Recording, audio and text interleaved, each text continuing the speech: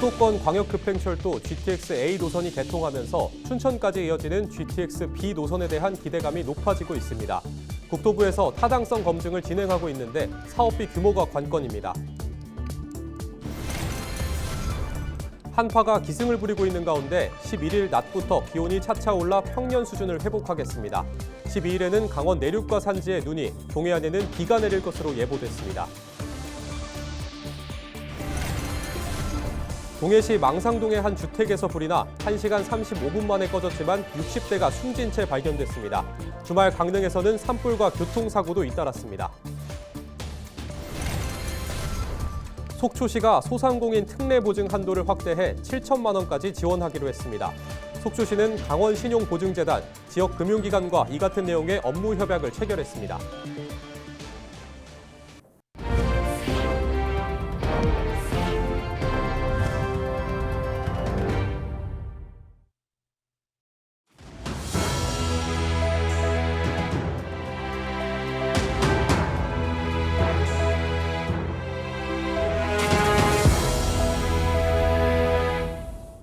시청자 여러분 안녕하십니까? 헬로티비 뉴스입니다. 최근 수도권 광역급행철도 GTX-A 노선이 개통하면서 춘천까지 이어지는 GTX-B 노선에 대한 관심이 높아지고 있습니다. 국토부에선 연장에 대한 타당성 검증을 진행 중인데요. 사업비가 얼마만큼 책정되느냐가 관건입니다. 보도에 전소연 기자입니다. 지난해 말 개통한 GTX-A, 파주 운정신도시부터 서울역을 잇는 노선입니다. 기존 지하철로 46분 걸리던 구간이 22분까지 단축되면서 교통혁명이라는 평가가 나옵니다. A 노선 개통에 GTX-B 춘천 연장에 대한 기대감도 덩달아 높아지고 있습니다. 인천 송도에서 출발해 서울을 거쳐 남양주까지 이어지는 GTX-B 노선을 춘천까지 연장하는 사업입니다. 춘천시와 가평군이 지난해 9월 정부에 연장 사업을 건의해 국토교통부의 타당성 검증 용역을 거치고 있습니다. 남양주 마석에서 춘천까지 이어지는 55.7km 구간을 추가하면 현재 1시간 걸리는 춘천에서 청량리 구간이 50분으로 단축됩니다. 하루 18차례 운행 중인 ITX 열차에 비해 운행 횟수도 대폭 늘어날 예정입니다. 문제는 수천억대 사업비입니다. 지방자치단체가 비용을 지원하는 원인자 부담 원칙으로 추진되기 때문입니다. 하루에 열차를 92차례 운행할 경우 사업비는 4,200억 원이 투입됩니다. 운행 편수를 절반으로 축소하면 사업비는 2,600억 원으로 줄어듭니다. 비용적인 측면이나 이런 것들은 또 이제 그 지자체 간의 협의나 뭐 이런 것들에 대해서 굉장히 중요한 포인트. 춘천시는 강원도와 경기도, 가평군과 재원을 적절히 분담할 수 있도록 노력한다는 방침입니다. 이거 타당 검증을 통해 가지고 어느 정도 금액이 설정이 될지를 한번 검증을 해보려는 거고, 그 춘천시 재원이 좀 덜 들어갈 수 있도록 그런 방향으로 계속 검토하고 노력하도록 하겠습니다. 당초 예정된 개통 시기는 수도권 구간이 개통되는 2030년. 하지만 장담할 순 없습니다. 송도와 용산을 연결하는 민자 구간도 자금 조달 문제로 인해 지난해 3월 착공식 이후 아직 첫 삽조차 뜨지 못했기 때문입니다. 국토부는 2031년 2월쯤으로 개통 시기를 예상하고 있는 가운데 올해 상반기까지 타당성 검증 용역을 마무리할 계획입니다. 헬로티비 뉴스 전소연입니다. 춘천권역 주민대상 서울 춘천 고속도로 통행료 지원기금 소진이 임박했습니다. 춘천시는 지난달 기준 통행료 기금 잔액이 6,800만 원 남았다고 밝혔습니다. 이 기금은 춘천권역 5개 시군 지역 주민의 통행료 부담을 줄이기 위해 건설 참여업체가 기부해 마련한 재원으로 소진 시 지원이 종료됩니다. 속초시가 강원도 내에서 처음으로 소상공인 특례 보증 한도를 40% 확대하기로 했습니다. 속초시는 10일 강원신용보증재단 지역금융기관과 함께 소상공인 특례 보증 확대 지원을 위한 업무 협약을 체결했습니다. 이에 따라 소상공인 신용 특례 보증 한도가 업체당 기존 5천만 원에서 7천만 원까지 확대됩니다. 속초시는 강원신용보증재단에 1억 5천만 원을 추가 출연하고 재단은 속초 지역 소상공인 대출 보증 규모를 18억 원으로 늘리기로 했습니다. 속초시는 관계기관과 금융기관, 우리 소상공인들의 어려움을 함께 소통하면서 현장에서 현장 밀착형으로 우리 소상공인들의 어려움들을 하나하나 발굴해서 정말 어렵고 힘든 이런 민생 경제를 많은 제도들을 발굴하고 또 지원하는 대책을 만들도록 하겠습니다.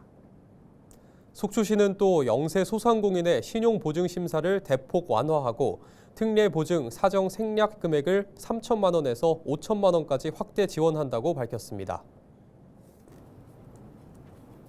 사과 농가는 2월이면 나무가 좋은 열매를 잘 맺을 수 있도록 한창 가지치기를 진행합니다. 하지만 지난해 이어졌던 폭염으로 꽃눈의 상태가 썩 좋지 않습니다.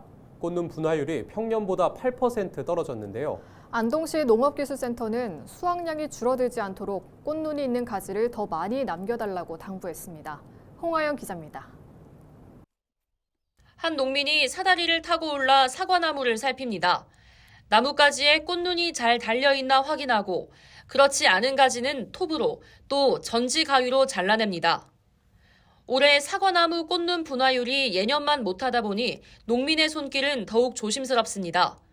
지난해 생육기에 폭염과 기습폭우 등이 이어졌고 사과나무의 양분 축적이 어려워지면서 꽃눈이 제대로 형성되지 못했기 때문입니다. 농촌진흥청이 지난 12월 20일부터 약 3주간 조사한 사과 품종별 꽃눈 분화율을 보면 후지 54%, 홍로 64%로 평년 대비 4에서 8%가 떨어졌습니다. 통상 꽃눈 분화율이 60% 이하로 떨어지면 수확량이 줄어들 수 있습니다. 금년 꽃눈 분화율은 평년에 비해 한 5% 정도 부족한 실정입니다. 그러므로 농가에서는 전정시 평년보다 10에서 20% 정도의 꽃눈을 더 남기고 전정하시는 게 좋을 것으로 판단됩니다. 농민들은 눈으로도 꽃눈의 변화가 인지되는 만큼 꽃눈이 잘 달린 가지는 잘 살리고 꽃눈이 적은 굵은 가지를 잘라내고 있습니다. 하지만 이어질 반짝 꽃샘 추위를 잘 버틸 수 있을지 걱정입니다. 날씨가 지금은 많이 춥지만은 또 과거에 비해서 일찍부터 온화해지기 때문에 4월 20일 이후에 피던 꽃이 앞당겨져 가지고 그게 조금 이제 오히려 그 추위에 걱정이 됩니다. 지난해 변화무쌍했던 날씨가 올해 사과 결실에 영향을 주고 있습니다. 지구 온난화와 계속되는 이상기후에 농민들은 촉각을 곤두세우고 있습니다. 헬로티비 뉴스 홍하영입니다. 지난 9일 오후 7시 55분쯤 동해시 망상동의 한 주택에서 불이 나 1시간 35분 만에 꺼졌습니다. 주택 화재가 뒤편 야산으로 번졌지만 20여 분 만에 진화됐고 화재가 난 주택 안에서는 60대 남성이 숨진 채 발견됐습니다. 경찰과 소방당국은 정확한 화재 원인과 피해 규모를 조사하고 있습니다. 이에 앞서 지난 8일 낮 12시 25분쯤 강릉시 운산동에서 산불이 발생해 30분 만에 꺼졌습니다. 불이 나자 지자체와 소방서 등은 헬기 2대와 장비 20대, 인력 40여 명을 투입해 진화 작업을 벌였습니다. 9일 오후 2시 10분쯤 강릉시 성산면 동해고속도로 삼척 방향 강릉 분기점 인근에서 소렌토 승용차가 옆으로 넘어지는 사고가 났습니다. 이 사고로 승용차 운전자와 동승자 등 3명이 다쳐 인근 병원으로 옮겨졌습니다. 경찰은 운전자 등을 상대로 정확한 사고 경위를 조사하고 있습니다. 오는 26일 치러지는 김진아 양양군수에 대한 주민소환 투표를 앞두고 찬반 투표 운동이 본격화하고 있습니다. 양양군 선거관리위원회는 10일 주민소환 투표 찬성단체가 공개 장소에서 투표 운동을 하기 위해 녹음기 등을 갖춘 차량 한 대를 등록했다고 밝혔습니다. 이에 앞서 더불어민주당 속초, 인제, 고성, 양양지역위원회는 성명을 내고 투표 반대 측에서 사실관계를 왜곡하는 문자를 살포하고 있다며 즉각 중지할 것을 촉구했습니다. 해당 문자 메시지에는 주민소환 투표는 특정 세력이 정파적 이익을 위해 사전 모의한 것으로 추정된다며 투표 부결을 위해 투표에 참여하지 말아달라는 내용이 담겼습니다. 양양군 선관위는 이에 대해 허위 사실을 단정하지 않았고 구성 요건도 갖추지 않아 별도 조사 계획은 없다고 설명했습니다.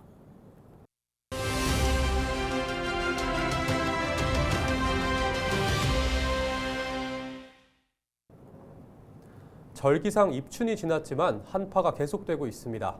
강원 지역 곳곳엔 10일 아침까지도 아침 최저기온 영하 15도 안팎의 추운 날씨가 이어졌는데요. 추위는 11일 낮부터 한풀 꺾일 전망입니다. 박유정 강원지방기상청 예보관 연결해 이번 주 날씨 전망 들어보겠습니다. 네, 강원 내륙 곳곳에 한파가 계속되고 있는데요. 날씨는 언제쯤 풀릴 전망인가요? 네, 지금 현재 강원 내륙과 산지를 중심으로 한파특보가 발효 중인데요. 내일 아침까지 기온은 평년보다 3도에서 10도가량 낮아서 강추위가 계속 이어지겠습니다. 내일 낮부터는 기온이 점차 올라서 평년 기온을 회복하겠습니다. 네, 이번 주 중 눈 소식도 있다고요? 언제부터 얼마나 내리는 건가요? 네, 서해상에서 다가오는 저기압의 영향으로 12일 새벽부터 저녁 사이 강원 내륙과 산지에는 3에서 8cm, 많은 곳은 10cm 이상 비 또는 눈이 내리겠습니다. 강원 동해안에도 아침부터 낮 사이 5mm 미만의 비가 내리는 곳이 있겠습니다. 네, 이번 주 중에 평년 기온을 회복하면 추위는 언제쯤 다시 찾아올 걸로 예상하시나요? 네, 당분간은 아침 기온이 영하 12도에서 영상 2도, 낮 기온은 영하 1도에서 영상 10도 분포로 평년과 비슷한 기온 분포를 보일 걸로 예상하고 있습니다. 동해안을 중심으로는 건조한 날씨가 이어진다고요? 네, 강원 동해안은 지난 12월부터 건조특보가 계속해서 발효 중에 있습니다. 12일 비가 예상되지만 그 양이 적어서 건조한 날씨는 당분간 이어질 걸로 보고 있는데요. 건조한 날씨에서 바람이 강하게 불면 작은 불씨가 큰 불로 번질 수 있습니다. 산불을 포함한 각종 화재 예방에 각별히 유의하시기 바랍니다. 네, 예보관님 오늘 말씀 고맙습니다. 지금까지 박유정 강원지방기상청 예보관과 이야기 나눠봤습니다.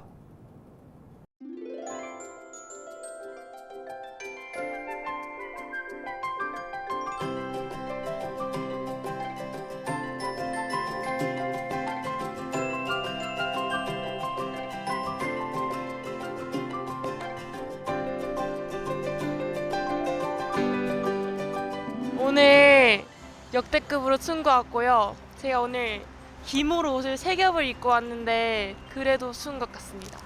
날씨가 춥다고 그래서 제가 장갑이랑 내복이랑 마스크까지 끼고 나왔는데도 날씨가 좀 너무 쌀쌀하게 느껴지긴 하네요.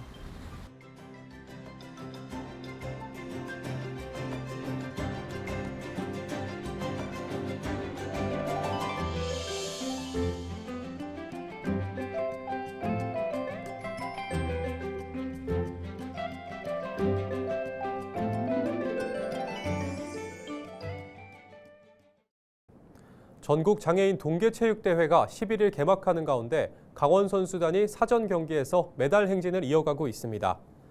강원도 장애인체육회 소속 박시우는 지난 8일부터 이틀간 춘천 의암 빙상장에서 열린 쇼트트랙 남자 지적 장애 경기 500m와 1000m 경기에서 2관왕에 올랐습니다. 같은 팀 소속 최재원은 쇼트트랙 청각 장애 부분 500m에서 금메달, 1000m에서는 은메달을 획득했습니다.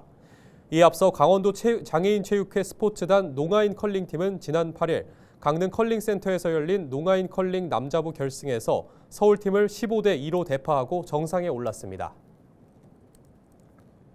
강원특별자치도가 126억 원을 투입해 명품 도시숲 19개소를 조성한다고 밝혔습니다. 올해는 춘천 도시바람길 숲과 원주 기후대응 도시숲, 횡성 자녀안심 그린숲 등 총 9개 사업을 추진합니다. 도시숲 조성 사업은 열섬 현상 완화와 미세먼지 저감 등을 위한 것으로 도는 사업 추진 과정에서 주민 의견을 수렴해 반영할 계획입니다. 강릉시가 강릉 부산 동해선 개통과 연계해 관광객 유치 활동에 나섰습니다. 강릉시와 국제관광도시 시민실천운동 추진위원회는 지난 8일 부산역에서 민관 합동으로 강릉 관광 홍보 활동을 펼쳤습니다. 이날 행사는 강릉 주요 관광지 홍보와 강릉 대표 관광지를 활용한 기념품 제작 체험 등으로 진행됐습니다. 강릉시는 동해선 개통으로 부산과 울산, 경남 지역 관광객들을 유치해 관광객 4천만 명 시대로 도약한다는 전략입니다.